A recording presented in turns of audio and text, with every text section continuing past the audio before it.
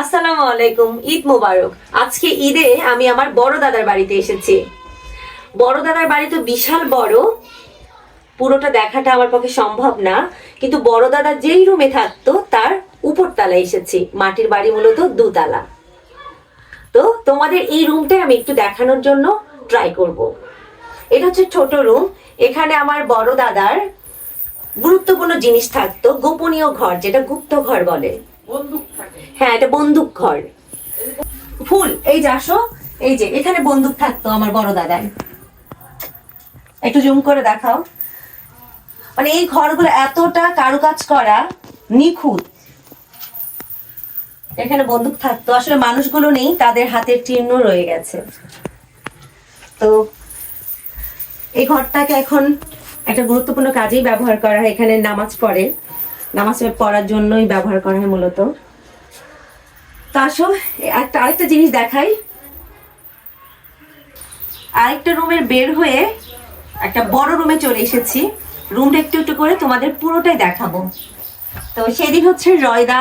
ও, তো আরেকটা কথা বলি, রয়দাকে তো তোমরা ভিডিওতে দেখো। আজকে রয়দাদের রুমে এসেছি আমি। আর রয়দারা এখন হচ্ছে বড় দাদার রুমে থাকে, যেটা বড় দাদা হচ্ছে তার বড়াব্বু। আর এটা রয়দার হচ্ছে খুবই পছন্দের একটা শপিস, যেখানে ও অনেক কিছু রেখেছে। তো চলো আরো কিছু তোমাদের দেখাই। এখন চলে এসেছি টক বারান্দায়। এই বাড়িটাকে পুরো ঘেরাও করে রেখেছে বারান্দা দিয়ে। তো এটা হচ্ছে বড় দাদার টক বারান্দা। তো আসো তোমাদের টক বারান্দাটা একটু দেখাই।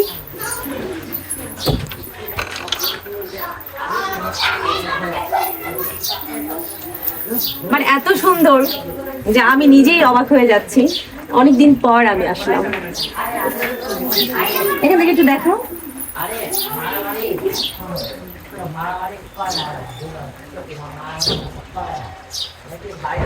আমি একটু বসবো। এখন বৃষ্টি পড়ছে, আর এই বৃষ্টির সময় এই মাটির বাড়িতে ভীষণ ভালো লাগে। কারণ হচ্ছে মাটির বাড়ির দোতলা তো, আর এখানে রয়েছে হচ্ছে টিনের ছাউনি। টিনের ছাউনিতে যখন বৃষ্টি পড়ে টুপুর টুপুর টুপুর টুপুর টুক টুক টুক করে, বাট এটাই অনেক সুন্দর।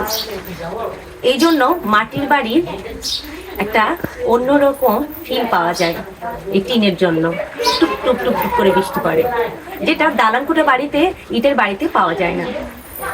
তো তোমাদের আরেকটা জিনিস দেখাবো। মাটির বাড়িতে এত সুন্দর করে কিন্তু সাজানো গোছানো যায় এত সুন্দর একটা ক্যাবিনেট দ্বারা। আর মাটির বাড়িতে কিন্তু এসিরও সিস্টেম আছে। তোমাদের আরেকটা জিনিস দেখায়, সেটা তোমাকে বলেছিলাম চমক, বাট এক্সিলেন্ট একটা জিনিস। আসো,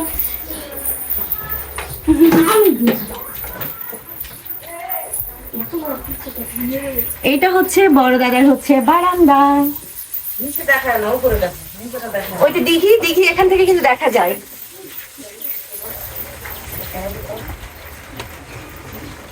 কত সুন্দর, এখান থেকে দেখাও।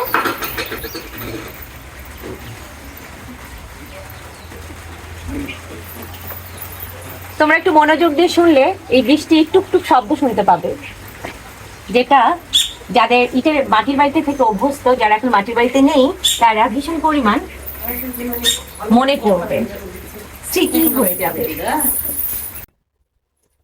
একটা কথা বলি, সেটা হচ্ছে যে এখানে ছিল আরেকটা লিচুর গাছ। আমরা এই লিচু খাওয়ার জন্য আমরা মরিয়া হয়ে উঠতাম। প্রচুর লিচু চুরি করে খেয়েছি, লিচু বড় হতে না হতে। বাট আরেকটা লিচু গাছ আছে, ওটা লিচুর আমরা বলতাম যে এটা লিচু বাচ্চা, লিচু গাছে।